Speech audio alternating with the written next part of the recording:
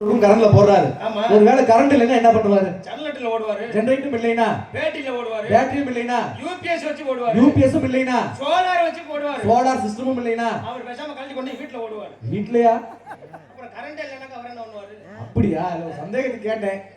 எதுவுமே இல்லைன்னா அவர் என்னையா பண்ணுவாரு? அப்படியா? சரி உண்மையிலுமே உண்மையான மைக்ஸ் அருமையான ஒலிபெருக்கி. ஏன்னா சில ஊர்கள்ல ஒலிபெருக்கி சரியாலட்டி கூட அருமையான ஒலிபெருக்கி அப்படின்னு பொய்யத்தான் சொல்லுவாங்க. ஆமா ஆமா, உண்மையிலுமே அருமையான ஒரு ஒலிபெருக்கி. மனமார்ந்த நன்றி கலந்த வணக்கம். அந்த மனசு வேணுமியா? விடிகிற வரைக்கும் நம்ம ரெண்டு பேரும் புருஷ முன்னாடி மாதிரி இருக்கணும். புள்ள பெக்கிறது யாருன்னு, குழந்தை பெக்கிறது யாருன்னு கேட்டேன். குழந்தை பெக்கிறது? ஆமா, நம்ம புருஷன் முன்னாடினா அப்புறம் குழந்தை பெக்கிறது யாரு? நம்ம புருஷன் அவர் பொண்டாட்டி இல்ல, அவர் புருஷன் நம்ம பொண்டாட்டி. நம்ம பொண்டாட்டினா எப்படி? அப்பதான் அவர் மனசுல போட்டுக்கிட்டு திருவுவார். என்னது? கண்ட்ரோல். ஓஹோ, யார் யாருக்கு சார் வைக்கணும், யார் யாருக்கு கெயின் வைக்கணும், யார் யாருக்கு பேஸ் வைக்கணும் அப்படிங்கறத அவர் வாட்டில போட்டு திரிக்கிட்டே இருக்கு. பப்பனுக்கார வெளிய வந்தா நம்ம விடிய எடுத்து சொன்னேன் மைக்ல. அதோட போஞ்சிட்டு சாகட்டோம்னா பப்பன் போறது. நன்றி வணக்கம். நீங்க இங்க வந்துட்டீங்கன்னா நான் அங்க வந்துடுவேன். ஜமாத்தா பாத்துருக்கேன், ஒண்ணும் தெரியாது. என்ன பண்றது, நம்ம குழப்பம் அப்படி இருக்குது. என்ன பண்றது? ஆமா, அருமையான ஒரு வேலைக்கு மனமார்ந்த நன்றி அந்த வணக்கத்தை தெரிந்து கொண்டு அதுக்கு சாப்பாடு வெள்ளையா இருந்துச்சுனே, வாழையெல்லாம் பச்சையா இருந்ததுனே, ஆனா அப்புறம் மட்டும் மஞ்சளா வட்டமா இருந்தது. மோர் வெள்ளையா இருந்துச்சுனே. ஆமாண்ணே, நீங்க சாப்பிடலையா? ஓஹோ, நான் சாப்பிட்டது பூராமே இட்லி.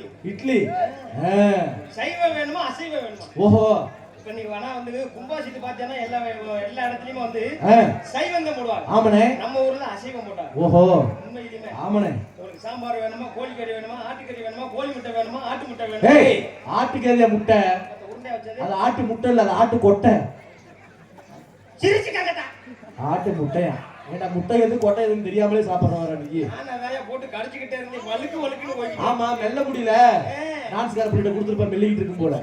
ஆமா, அதுவே மெல்ல முடியாம இப்ப என்கிட்ட கேட்டுச்சு. ஏன் பக்கத்துல போறப்ப நீ இல்லையா? ஏய், நான் இல்லையா, அது டான்ஸ்கார பிள்ளை. அது பாவம், அது வாய் வேற சின்னது போட்டு மெல்லிட்டு இருந்துச்சு பாவம். அருமையான ஒரு சாப்பாடு ஏற்பாடு செய்த விழா கமிட்டியாருக்கு மனமார்ந்த நன்றி அந்த வணக்கம். அண்ணே, ஒரு 2 நாளைக்கு முன்னாடி பாத்தீங்கன்னா புதுக்கோட்டை பக்கம் நாடகத்துக்கு போயிருந்தோம். சரி, அங்க பாருங்க, ஒரு குடும்பத்தாங்க மட்டும் பிரார்த்தனைக்காக வச்ச நாடகம். அந்த பிரார்த்தனைக்கு வச்ச நாடகம் என்ன பண்ணிட்டாரு? சரி, நாடக நடிகர்களுக்கு நானே சாப்பாடு போட்டுறேன் அப்படின்னு சொல்லி அவரு சாப்பாடு அவர் ஏத்துக்கிட்டாரு, ஏற்பாடு பண்ணிட்டாரு. ஆமா, இங்க இருந்து அந்த ஊருக்கு போன உடனே எங்களை எதிர்பார்த்துக்கிட்டே இருந்திருக்காரு. ஓஹோ, போன உடனே ஐயா நாடகர்கள் எல்லாருமே வாங்க, சரி என் வீட்டுல சாப்பாடு ஏற்பாடு செஞ்சிருக்கேன், வாங்க என் வீட்டுல போய் சாப்பிட்டு வந்துடலாம், சரி அப்படின்னு சொல்லி எங்களை கூட்டிட்டு போய்கிட்டு இருக்காரு. ஓஹோ, வயக்காட்டுல கூட்டிட்டு போயிருக்காரு. வயக்காட்டை தாண்டி ஒரு கருவ காட்டுலயே போய்கிட்டு இருக்கோம். சரி, அப்படி கருவ காட்டுல போயிட்டு இருக்கும்போது இருட்டுக்குள்ள போறோமா இல்லையா, எனக்கு கொஞ்சம் பயமா இருந்துச்சு. ஓஹோ, போய்கிட்டு இருக்கமே, சரி எதுவும் பூச்சி வட்டம் வந்துறாளா அப்படின்னு சொல்லி கேட்டல. அவர் என்ன சொன்னார் தெரியுமா? என்னனே, நல்ல பாம்பு இருக்கிற இடத்துல எந்த பூச்சி வட்டையுமே வராதுனே அப்படின்னு. ஆமா, நல்ல பாம்பு இருக்கிற இடத்துல எந்த பூச்சி வட்டையும் வராதான். இருக்கிறதுல அதுதானே பெரிய பூச்சி. சரி, இருந்தாலும் எனக்கு ஒரு பயம். பயந்துட்டு அவர் பின்னாடியே போய்கிட்டு இருக்கிறேன். சரி, போய்கிட்டு இருந்தவர் திடீர்னு ஐயோ ஐயோ என்னாச்சு? ஒருவேளை பாம்பு உள்ள வந்துருச்சு உள்ளவருக்கு. ஓஹோ, அப்படின்னா என்னன்னே அப்படிங்க. அண்ணே, உங்களுக்கு வெத்தலை வாக்க வாங்க மறந்துட்டேன் அப்படின்னா. சரி, சண்டால அந்த வெத்தலை வாக்க வாங்கிட்டு இந்த ஐயாவா இதுக்குதான் எவ்வளவு தூரமா அப்படின்னா அந்த வார்த்தை தெரியாத ஒத்தலைட்டு, அந்த ஒத்தலைட்டு எரியற வீடு தான் என் வீடு. சரி, என் பொண்டாட்டி அங்க இருக்கா, நீங்க போய் சாப்பிட்டுக்கிட்டு இருங்க, உங்களுக்கு போய் வெத்தலை வாக்க வாங்கிட்டான்னு சொல்லி அவர் திரும்பிட்டாருங்க. சரி, நீங்க நேரா அந்த ஒத்தலைட்டு தேடி அவர் வீட்டுக்கு போயிட்டோம். ஆனா அவர் பொண்டாட்டி அருமையான ஒரு குணமுங்க. எப்படினே? உண்மையிலே பொண்டாட்டி இருந்தா அவர் பொண்டாட்டி மாதிரி இருக்காரு. ஆமா, அப்பேர்ப்பட்ட குணம். எப்படி? இருந்து போன உடனே 2 கை எடுத்து கும்பிட்டு நிறைய மனசோட ஐயா நாடகக்காரங்க எல்லாருமே வாங்க. சரி, என் புருஷன் சொல்லிட்டு போயிருக்காரு, நாடக நடிகர்களுக்கு நம்ம கொடுக்கிற பணம் பெருசு கிடையாது. ஆமா, அவங்களுக்கு போடுற சாப்பாடு தான் பெருசு. ஆமாடே, ஏன்னா அவங்களுக்கு வயிறார சாப்பாடு ஓட்ட அப்படின்னு நம்ம மனசார வாழ்த்திட்டு போவாங்க. ஓஹோ, அப்படின்னு சொல்லி சாப்பாடு நான் சொல்லிட்டு போயிருக்காரு. அதனால நீங்க எல்லாரும் வரிசையா வந்து உட்காருங்க. சரி, இலைய போட்டு சாப்பாடு வைக்கிறேன், நீங்க எல்லாரும் வெக்கம் இல்லாம சாப்பிடுங்க. ஓஹோ, வெக்கம் இல்லாம சாப்பிடுறதா? வெக்கப்படாம சாப்பிடுங்க அப்படிங்கறத வெக்கம் இல்லாம சாப்பிடுங்கன்னு சொல்ல எனக்கு கோவம் வந்துருச்சு. சரி, நம்ம எல்லாரும் இந்த வெக்கம் இல்லாம சாப்பிட வந்திருக்கோம். ஆமா, சொல்லு. நமக்கு சாப்பாடு வேணா ஒண்ணு வேணா வாங்கடா போய் நாடகத்தை ஆரம்பிப்போம் அப்படின்னு சொல்லி வந்துகிட்டே இருந்தோம்ல. இந்த வெத்தலை வாங்க போனவர் திரும்பிட்டாருங்க. ஏனே வந்துட்டார் மறுபடியும்? ஆமா, வெத்தலை வாங்கிட்டு வந்துகிட்டு இருக்காரு. எங்களை பார்த்த உடனே மறுபடியும் ஐயோ ஐயோ அப்படின்னா ஓஹோ மறுபடியும் என்ன என்ன நடந்தாலும் பெரிய அந்த ஐயோவுக்கு பிறந்திருப்பான் போல இருக்கு. ஓஹோ அப்படி என்னன்னே அப்படிங்க ஏன்னா உங்களுக்கு வெத்தலை வாங்கிட்டு வரதுக்கு அதுக்குள்ளமா சாப்பிட்டு வந்துட்டியே சரி அப்படின்னு கேட்டார்ல எனக்கு கோவம் வந்துருச்சுங்க. ஓஹோ என்ன நீ பொண்டாட்டி வச்சிருக்கிற என்ன பொண்டாட்டி வச்சிருக்கிற சரி ஒரு நாடக நடிகருக்கு எப்படி மரியாதை கொடுக்கணும் தெரியாது. இருந்து ஓ வீட்டுக்கு போன சொல்ல பொண்டாட்டி கேட்கறாங்க நாடகக்காரன் எல்லாரும் வாங்க வரிசையா உட்கார்ந்து இலைய போட்டு சாப்பாடு வைக்கிறேன் நீங்க வெக்கம் இல்லாம சாப்பிடுங்க ஓஹோ அப்படின்னு சொல்றாங்களே நாங்க அந்த வெக்கம் இல்லாம சாப்பிட வந்திருக்கோம் அப்படின்னு சொல்லி சண்டைக்கு போனல. சரி அதான் பக்குவமா சொன்னாரு அண்ணே மன்னிச்சுக்கோங்க. சரி மன்னிச்சுக்கோ. ஏன் பொண்டாட்டிக்கு படிப்பறிவு கிடையாது.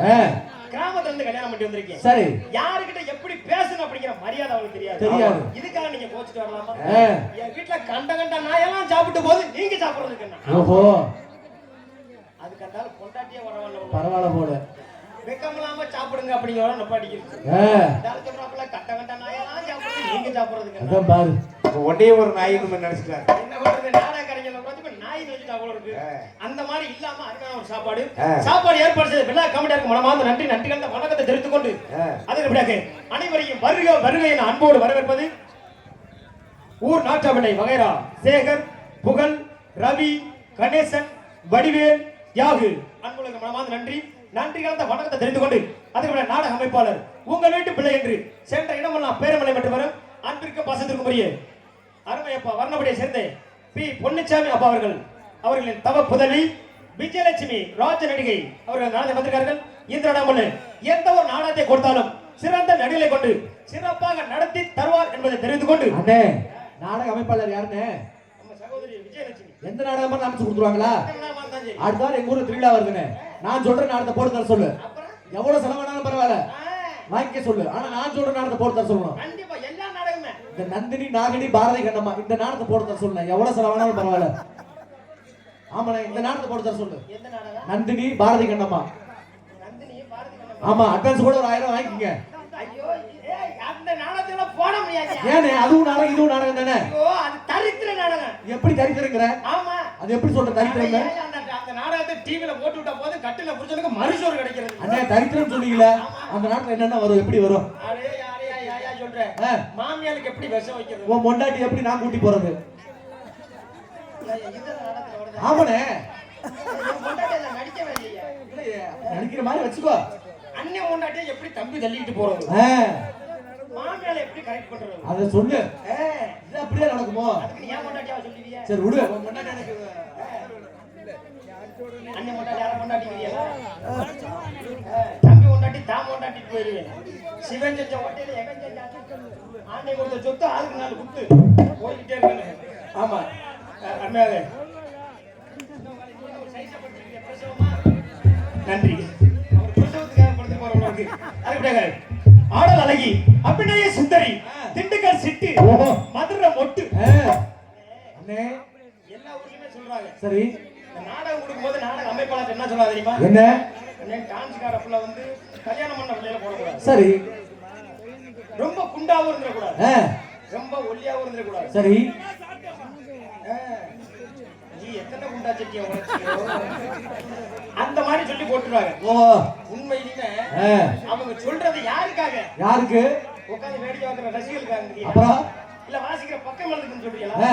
இந்த நாடகத்தை நடத்துறாங்களே இந்த விழா கமிட்டியார் அவங்களுக்குன்னு சொல்றீங்களா? அப்புறம் அவங்க கேக்குறது யாருக்காக? யாருக்குனே? பப்பன போடுற எங்களுக்காக. ஓஹோ ஒண்ணும் பண்ண முடியாது. அத சொல்லு. ஒரு மக்களை உட்கார வச்சு லைட்ட போட்டு சரி இப்படி மேடையில கட்டி பிடிக்கிற யோகம் யாருக்கு? யாருக்கு? உங்களுக்கு மட்டுமா?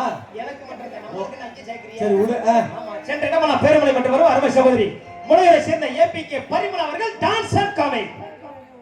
அவ சிறுப்புலவா முத்து வீரன் சத்தம் அங்கே கேடி அவன் நடைய பார்த்தா